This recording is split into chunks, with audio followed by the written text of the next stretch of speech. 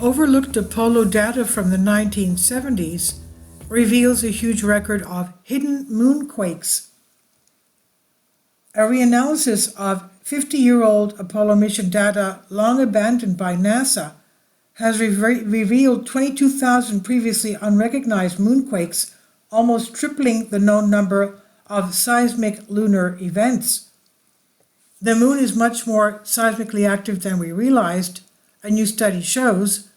A reanalysis of abandoned data from NASA's Apollo missions has uncovered more than 22,000 previously unknown moonquakes, nearly tripling the total number of known seismic events on the moon. Moonquakes are the lunar equivalent of earthquakes caused by movements in the moon's interior. Unlike earthquakes, these movements are caused by gradual temperature changes and meteoric impacts, rather than shifting tectonic plates, which the moon does not have, according to NASA. As a result, moonquakes are much weaker than their terrestrial counterparts. Between 1969 and 1977, seismometers deployed by Apollo astronauts detected around 13,000 moonquakes, which until now were the only such lunar seismic events on record.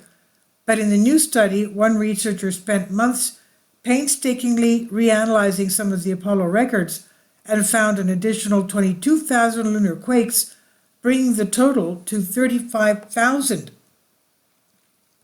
The findings were presented in the Lunar and Planetary Science Conference, which was held in Texas between March 13 and March 17, and are in review by the Journal of Geophysical Research.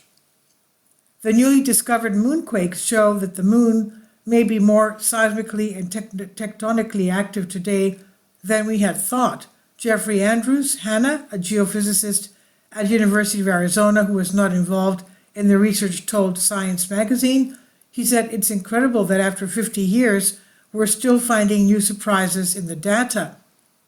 Apollo astronauts deployed two types of seismometers on the lunar surface, one capable of capturing the 3D motion of seismic waves over long periods, and another that recorded more rapid shaking over short periods. The 13,000 originally identified moonquakes were all spotted in the long period data. The short period data has been largely ignored due to large amount of interference from temperature swings between the lunar day and night, as well as issues beaming the data back to Earth, which made it extremely difficult to make sense of the numbers.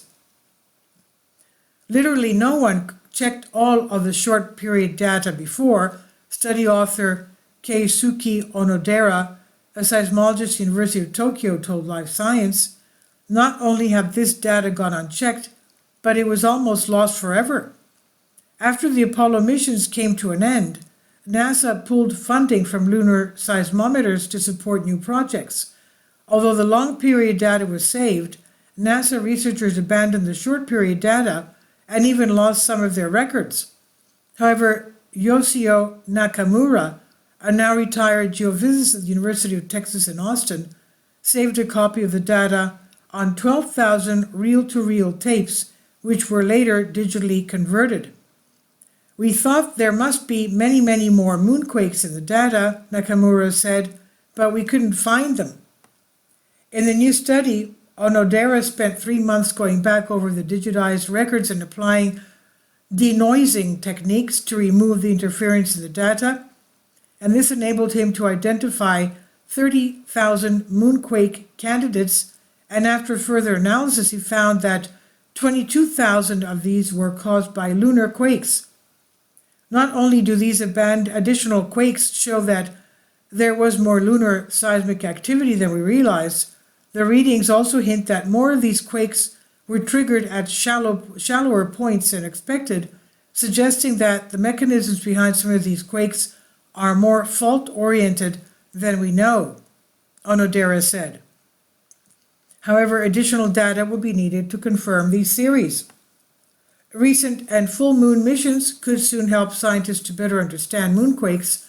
In August 2023, the Vikram lander from India's Chandrayaan-3 mission detected the first moonquake since the Apollo missions on its third day on the lunar surface. Onodera and Nakamura hope that future NASA lunar seismometers on board commercial lunar landers, such as Intuitive Machines' Odyssey lander, which became the first U.S. lander to reach the moon for more than 50 years, in February will confirm what the new study revealed. And this is on Live Science by Harry Baker. Please leave your comments. Thank you for your support. Kindly support my Patreon account. The daily posts are 5 videos daily, and they are totally different from what I have on my YouTube channel. Thank you so much for your support and that you find all my content so interesting. You'll find the Patreon account details in the description box below.